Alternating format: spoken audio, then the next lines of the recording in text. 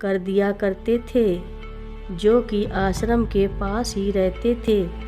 फिर वे बस गुमसुम रहने लगे थे, जैसे कि स्वर्ग लोक जाने की तैयारी कर रहे हों।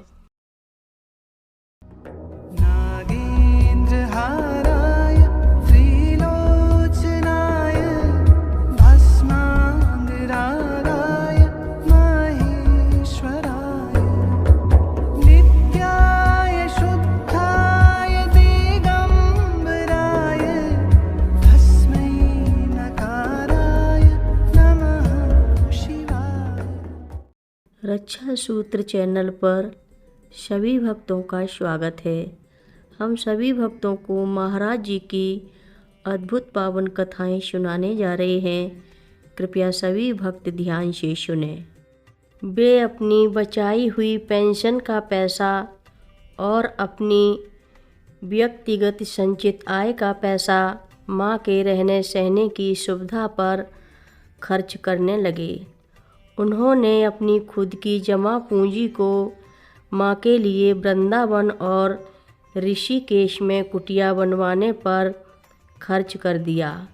जब कभी भी चीज़ें उनके नक्शे की रूपरेखा के अनुसार नहीं होती या हम नौजवानों के द्वारा उनके निर्देशों का या मर्जी का पालन करने में देरी की जाती, तो वे माँ के पास जा पहुँचते और शिकायत करते।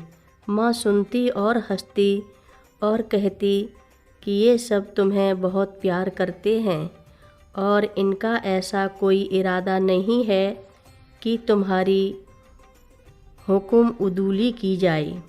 अच्छा, मैं उनसे कह दूंगी कि एकदम जाकर वो कर दो जो आप कह रहे हैं। एक दो बार तो ये धमकी भी देते कि मैं तुम लोगों से दुखी हो गया हूँ, तो अभी जाकर कैंची मंदिर के पुल से नीचे नदी में कूद जाऊँगा। हम लोग हंसते और कहते कि अब आप जो चाहें वो कह लें, पर रहेंगे तो हमारे गुरु ही। कभी कभी वो माँ के सामने जाकर बैठ जाते और मौन ही मौन अपनी प्यार और भक्ति भरी आँखों से उनको निहारते रहते।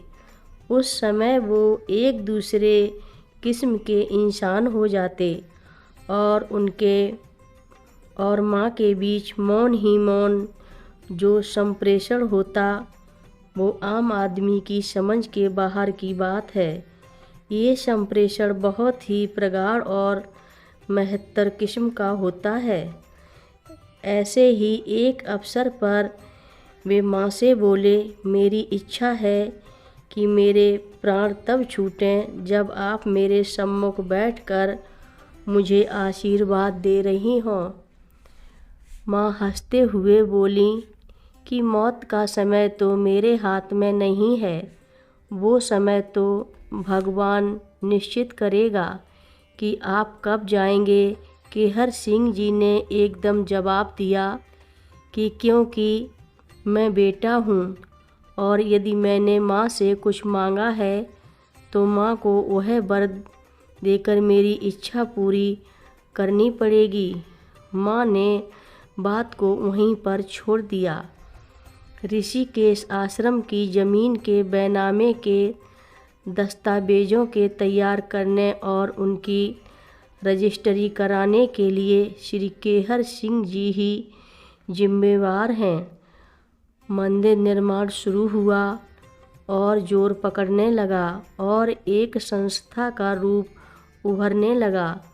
शुरू में विरोध तो था ही और कभी कभी वहाँ के कुछ आसपास के लोगों के विरोध में मंदिर कार्य रुक जाता था।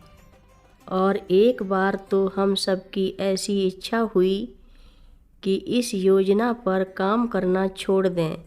केवल एक श्री केहर सिंह जी ही ऐसे थे जिन्होंने अपना विश्वास नहीं खोया और हम लोगों को समझाया कि यदि हमने इस काम को अब छोड़ दिया तो हमसे ज़्यादा मूर्ख और कोई नहीं होगा, क्योंकि मंदिर तो माँ के दिमाग में बन ही चुका है और दुनिया की कोई ताकत ऐसी नहीं है जो कि उसको बनने से रोक दे। सन 1997 के अप्रैल माह में बाबा जी का ये मंदिर बनकर पूर्ण हुआ। उसकी प्राण प्रतिष्ठा हनुमान जयंती के दिन हुई। इससे श्री केहर सिंह जी को बड़ा संतोष हुआ।